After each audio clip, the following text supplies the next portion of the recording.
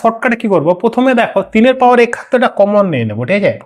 3 এর পাওয়ার 71 যদি আমরা কমন নিয়ে নেয় তাহলে পরে পড়ে থাকে কিনে 3 এর পাওয়ার 0, পরেরটা 3 এর পাওয়ার 1, ঠিক আছে। তার 3 এর পাওয়ার 2 পড়ে থাকবে, 3 এর পাওয়ার 3 আর 3 এর পাওয়ার 4। এটা যা আছে তাই থাক, 3 এর পাওয়ার 71। এটা দেখো আমরা জানি যে কোনো কিছুর পর 0 থাকলে পরে 1 হয়ে যায়, এটা 3 হয়ে যায়, এটা 9 হয়ে যায়, এটা 27, আর এটা হবে 81। আমরা অ্যাড করি এটা, তাহলে পরে 8 8 আর এটা 16, 17, 17 3 20, 21, 21-এর 1, আর এইদিকে দেখো 10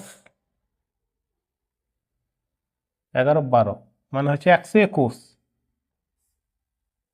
ঠিক আছে।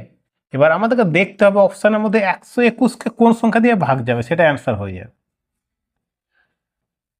তাহলে 121 অপশানের মধ্যে 11 দিয়ে ভাগ যাবে, তাহলে অ্যান্সারটা হবে 11।